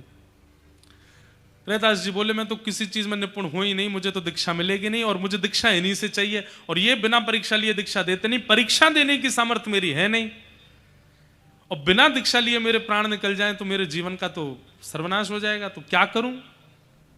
तो किसी ने उनको युक्ति बताई, बोले काम है। बोले क्या? दीक्षा में दो काम होते हैं। बोले क्या? पहला काम, गुरु के चरण का स्पर्श हमारे श्री अंग से हो जाए, हाथ से हो जाए, सिर से हो जाए, कमर से हो जाए, और दूसरा गुरु के मुख से निकला हुआ नाम हमारे कान में पड़ जाए, दीक्षा हो जाती है, और तीसरा गुरु की दृष्टि पड़ जाए। बोले इसके लिए क्या करूं? बोले सुबह सुबह 3:30 बजे श्री रामानंदाचार्य जी गंगा स्नान करने के लिए सिड्डी उतर के जाते हैं। उस समय लाइट तो होती नहीं थी, दिया लेकर के लोग चलते थे।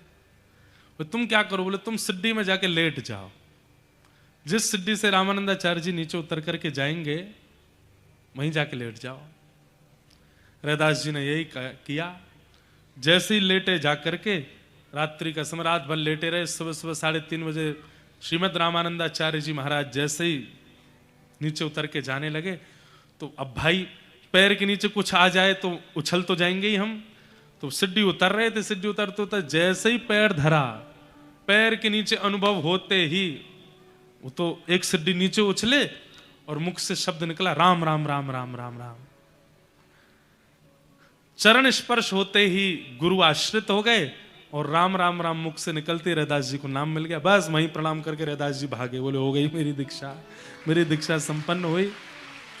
और केवल इतने मात्र से ही राम नाम जो प्राप्त हुआ, रैदास बन गए वो। केवल एक वाणी, एक वाक्य, एक सामान्य शब्द गुरु का अगर संपूर्ण समर्पण से स्वीकार कर लिया जाए, सारे समाधान उस एक वाक्य से हो जाते हैं। वही रैदास बन गए। हितरवंश महाप्रभु का एक संवाद हुआ है हरिराम व्यास जी से, और उस एक संवाद में अपने जीवन के सारे प्रश्नों का उत्तर मिल गया। हरिराम व्यास जी को। और सबसे पहले हरिराम व्यास जी अपनी सारी पोथियों को लेकर के गए यमुना जी में प्रवाहित करने के लिए। 5 बैलगाड़ी भर के पोथियां चलती थी उनके साथ में, और उन 5 बैलगाड़ियों पर विजय पत्र भी लटके रहते थे। दक्षिण में इस विद्वान से जीते, काशी में उस विद्वान से जीते, कश्मीर में उस विद्वान से जीते, उनका विजय पत्र भी रहता था। सबको जमुना जी में प्रवाहित कर दिया। किसी ने आके कहा आप जमुना जी में क्यों डाल रहे हैं, किसी को दे दो, कोई पढ़ लेगा उसके काम आ जाएगा। बोले मेरे काम नहीं आई तो किसी और के काम कैसे आएंगे, सब जमुना जी में ही रहने दो। और बस उसी दिन से श्री हरिराम व्यास वृंदावन के हो गए, और वृंदावन को ही उन्होंने अपना सर्वस्व मान लिया। श्री वृंदावन के रूख हमारे, मात पिता गुरु बंधु। देखिए हरिराम व्यास जी वृंदावन में कैसे रहते हैं। अगर कोई प्रेरणा ले सके तो ले लो। वृंदावन के बड़े बड़े वृक्षों को उन्होंने अपना परिवार बना लिया, और केवल माना नहीं, वास्तविकता में परिवार मान ही लिया। ये पेड़ जो राधा वल्लभ जी के बगल में है, ये कौन है? बोले ये हमारे पिताजी हैं। राधा वल्लभ जी के उस तरफ वाला पेड़ ये हमारी माता जी हैं। राधा रमन जी के द्वार पर जो पेड़ है ये कौन? ये हमारे चाचा जी हैं, ये हमारे फूफा जी हैं, ये हमारी बुआ जी हैं, ये मेरी बहन है, ये मेरा भैया है, वो है। इस प्रकार वृंदावन के सारे वृक्षों को ही अपना परिवार बना लिया। और हर दिन जब उस मार्ग से निकलते तो पेड़ों से ही हाथ जोड़ते हुए प्रणाम, और फूफा जी ठीक हो, सब आनंद मंगल, सब प्रसन्न हैं, चलो थोड़ा आपको जल पिला देते हैं। पिताजी महाराज आप ठीक हो, आपकी कृपा से राधा वल्लभ जी कृपा करेंगे। वृंदावन के रूख हमारे, मात पिता गुरु बंधु। गुरु गोविंद साधु गति मीते, सुख फल फूलन की गंध। इन्हीं पीठ दे अनत डीठ कर, सो अंधन में अंध। व्यास इन्हीं छोड़हु छुड़ावे, ताको परे निकंध। हरिराम व्यास जी का एक नियम था कि वो वृंदावन से इतना प्रेम करने लगे थे कि अब वृंदावन से कोई जाता भी था, हरिराम व्यास जी के कान में पता चल जाए, बोले क्या, अरे कोई सागर से लोग आए थे वृंदावन दर्शन करने, अच्छा अच्छा अब जा रहे हैं वापस। तो हरिराम व्यास जी एड़ी से चोटी तक का दम लगा देते थे कि उन लोगों को वृंदासी है, जान लो हमें हम वृंदावन वासी।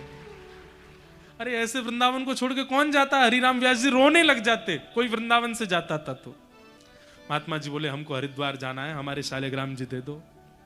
हरिराम व्यास जी अंदर गए, पर्दा किया, खिड़की पर एक घोंसला था, घोंसले में छोटी सी चिड़िया बैठी थी, चिड़िया पकड़ ली और डिब्बा में बंद करके चिड़िया शालिग्राम जी धर दिए ठाकुर जी के पीछे, और चिड़िया दे दी उनको। डिब्बा में बंद नहीं जाते तो बोले क्या करें, एक बार जाते जाते जमुना स्नान कर लेना, और सुनो ठाकुर जी खोल के इनको भी स्नान कराना। अच्छा ठीक है, इतना तो मानेंगे हम। जमुना जी गए, स्वयं स्नान किया, जैसे डिब्बा खोला सोई चिड़िया उड़ गई उसमें से। दौड़े दौड़े आए हरिराम व्यास जी के पास, बोले क्या हुआ? बोले मेरे ठाकुर जी उड़ गए। बोले उड़ के कहां गए? बोले देखो हम तुमसे मना कर रहे थे वृंदावन छोड़ के मत जाओ, तुम जबरदस्ती जा रहे हो, ठाकुर जी उड़ के वृंदावन में ही रह गए। बोले अब मेरे ठाकुर जी कहां? मेरे ठाकुर जी मिल गए, अगर वृंदावन में ही मिल। हरिराम व्यास जी गए, बोले देखो हम बताएं ठाकुर जी कहां है? ठाकुर जी के पीछे शालिग्राम जी धरे थे, देखो ये यहां छुप करके बैठे हैं चरणों के पीछे। उड़ के आए, यहां आके बैठ गए। महात्मा बोले सही बात कही, वृंदावन में ही प्राण त्यागेंगे, यहां से कहीं नहीं जाएंगे। हरिराम व्यास जी हृदय से लगाते, वाह तुमसे प्यारा कौन, तुम सबसे प्रिय हो। जो वृंदावन को स्वीकार कर लेता है, हरिराम व्यास जी उसको हृदय से लगाते हैं। ऐसे श्री हरिराम व्यास। हरिराम व्यास जी बहुत बड़ा चरित्र है हरिराम व्यास जी का। पर एक बार हरिराम व्यास जी का विनोदी स्वभाव था, तो श्री गोपाल भट्ट गोस्वामी जी के शालिग्राम भगवान का हिंडोला उत्सव हो रहा था, झूला झूल रहे थे। झूला झूलते झूलते वहां सब बड़े बड़े लोग पधारे, हरिराम व्यास जी को भी बुलाया, आप भी पधारो, और पधार करके कोई पद पदावली गाओ। तो हरिराम व्यास जी ने पद गाया, झूले रे झूले मेरे गंड की नंद, झूले मेरे गंड की। मानहु भट्टा कढ़ी में बोरे, मानहु भट्टा कढ़ी में बोरे। अंग लगायो चंदन चंदन, अंग लगायो। क्या गा रहे हैं? मजाक उड़ा रहे हैं, हंसी कर रहे हैं। बोले ओहो आज देखो कौन झूल रहे हैं। बोले कौन? बोले गंड की नंदन, मतलब गंडगी से प्रकट होने वाले शालिग्राम जी। शालिग्राम जी झूल रहे हैं, गंड की नंदन। किसी ने कहा, बोले सबके रूप लावण्य का वर्णन करते हो, इनका रूप भी तो बताओ कैसा है। अब शालिग्राम जी की आंख नाक तो होती नहीं है, केवल पीला पीला चंदन लगा रखा था शालिग्राम जी को। तो हरिराम व्यास जी बोले ऐसा लग रहा है मानो भट्टा कढ़ी में बोरे। बोले जैसे बैगन को कढ़ी में बोर दो तो उसके ऊपर पीली पीली कढ़ी लग जाती है, अंग लगाए चंदन मानो भट्टा कढ़ी में बोरे। आहा। हाथ न पाए नैन नहीं नासा, हाथ न पाए नैन नहीं नासा। ध्यान करत कछु होत आनंदन, ध्यान करत कछु होत आनंदन। झूले रे झूले मेरे गंड की नंदन, झूले रे झूले मेरे गंड। जालंधर और वृंदावल्लभ, जालंधर और गावो व्यास कहाँ कही छंदन, गावो व्यास कहाँ कही। झूले रे झूले मेरे गंड की नंदन, झूले रे झूले मेरे गंड। इतना उपहास करके गाया कि गोपाल भट्ट गोस्वामी जी के हृदय को वेदना हो गई। हरिराम व्यास जी बोले मैंने तो सोचा आंख नाक हाथ पैर वाले ठाकुर जी होंगे, पर ये तो शालिग्राम जी है, इनके लिए क्या गाऊं। पद तो उनके लिए गवते हैं जिनके नेत्र हों, जिनकी नासिका हो, जिनके होठ हों, जिनके हाथ हों, जिनके पैर हों। अब शालिग्राम जी तो गोल गोल गोल हैं, इनके लिए क्या गाऊं। प्रणाम करके हरिराम व्यास जी तो चले गए, लेकिन वेदना दे गए गोपाल भट्ट जी को। और इतनी वेदना हुई, अपने शालिग्राम जी के सामने बैठ करके गोपाल भट्ट जी कहने लगे आपकी आंख क्यों नहीं है, आपके हाथ क्यों नहीं है, आपके पैर क्यों नहीं है, आपका रूप स्वरूप क्यों नहीं है। जब आप नृसिंह बनकर के खंबे से प्रकट हो सकते हो प्रहलाद के लिए, मेरे लिए शालिग्राम से प्रकट नहीं हो सकते। इतनी वेदना में रोए रात भर श्री गोपाल भट्ट गोस्वामी कि जैसे ही प्रातःकाल होते ही यमुना स्नान करने के लिए गए, लौट करके आए तो क्या पाया। शालिग्राम भगवान को सुलाते समय जो चादर उड़ाई थी रात को, वो चादर ऐसे जैसे अपनी सीधी चद्दर डली हो, खड़ी हो जाए तो ऐसे चद्दर डली है। बोले कि अरे उनको लगा कोई सांप तो नहीं है भीतर, ये चद्दर ऐसे उठ कैसे गई। तो कोई डंडी से ऐसे उठा करके जैसे ही चदरिया हटाई महाराज, शालिग्राम जी से श्री राधा रमण लाल प्रकट हो गए हैं। बोलो राधा रमण लाल की जय। श्री गोपाल भट्ट जो की हृदय वेदना प्रगट्यो शालिग्राम। गोपाल भट्ट जो की हृदय वेदना प्रगट्यो शालिग्राम। हाँ प्यारो प्रगट्यो शालिग्राम, प्यारो प्रगट्यो शालिग्राम।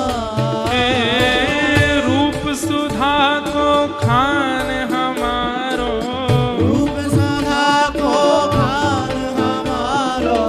रूप सुधा को खान हमारो।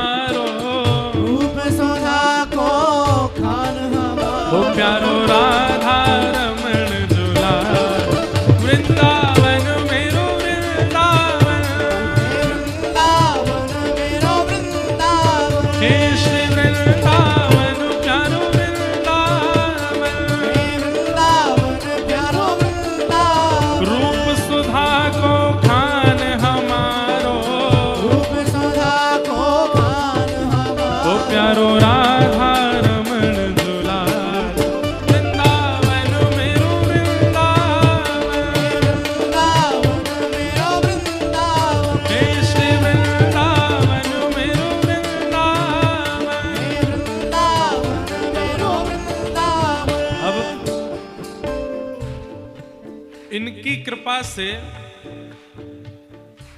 गोपाल भट्ट गोस्वामी जी के हृदय को वेदना हुई और उनकी वेदना से शालिग्राम जी से श्री राधा रमण लाल प्रकट हुए। अब ये खबर पता चली किनको? अगले दिन पता चली हरिराम व्यास जी को। बोले अरे क्या हुआ? बोले कल जहां तुम गा के आए थे झूले रे झूले मेरे गंडकी नंदन, अब वो गंडकी नंदन नहीं है। तो बोले अब कौन है? बोले अब तो वो श्री राधा रमण लाल है। बोले राधा रमण लाल की। हरिराम व्यास जी जब दर्शन करने के लिए गए, ओहो क्या सुंदर नेत्र, क्या सुंदर नासिका, क्या सुंदर ओष्ठ, क्या सुंदर भुजा, क्या सुंदर चरणारविंद। अब तो हरिराम व्यास जी रोने लगे। बोले आप हितरवंश महाप्रभु के लिए राधा वल्लभ बन के आ गए, हरिदास जी के लिए कुंज बिहारी लाल बन के आ गए, गोपाल भट्ट जी के लिए शालिग्राम जी से प्रकट राधा रमण हो गए। मैंने क्या बिगाड़ा? मेरे लिए कब आओगे? और तब किशोरी जी ने स्वप्न में आकर के हरिराम व्यास जी को आज्ञा की, जाओ कहां? किशोर वन। और किशोर वन में एक वृक्ष के नीचे 13 हाथ गड्ढा करो और वहां तुम्हें एक नहीं युगल स्वरूप प्राप्त होगा और उनका नाम होगा श्री जुगल किशोर लाल, जो आज पन्ना में विराजमान है। जुगल किशोर को लाड़ लड़ायो नवल कुंज ही जुगल किशोर को लाड़ लड़ायो नवल कुंज ही हे पन्ना में राज करे राधे गोविंदा, पन्ना में राज करे राधे गोविंदा, हे जुगल किशोर लाल खड़े राधे गोविंदा, हे जुगल किशोर को लाड़ लड़ायो नवल कुंज ही जुगल किशोर को लाड़ लड़ायो नवल कुंज ही कुंजन कुंजन की रज धारे, कुंजन कुंजन की रज धारे, ओ हरि व्यास युगल यश गाय, वृंदावन मेरो वृंदावन, हे श्री वृंदावन प्यारो वृंदावन, जुगल किशोर को लाड़ लड़ायो, जुगल किशोर को लाड़ लड़ायो, यहाँ व्यास युगल यश गाय, वृंदावन मेरो वृंदावन, हे श्री वृंदावन मेरो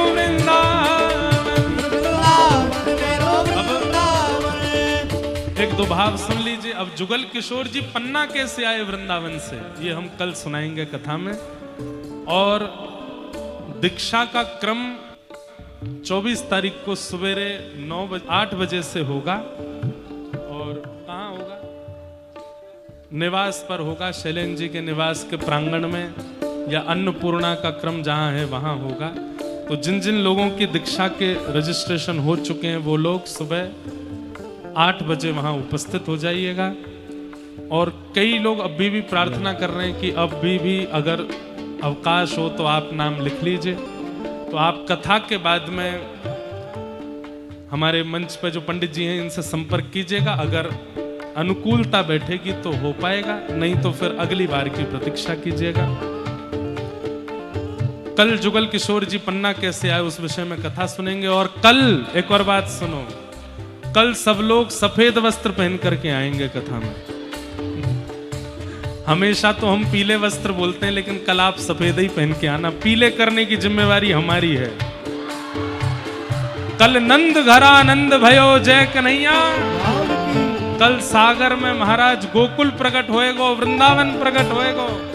और कल बड़े भाव से गाएंगे, वृंदावन प्यारो वृंदावन।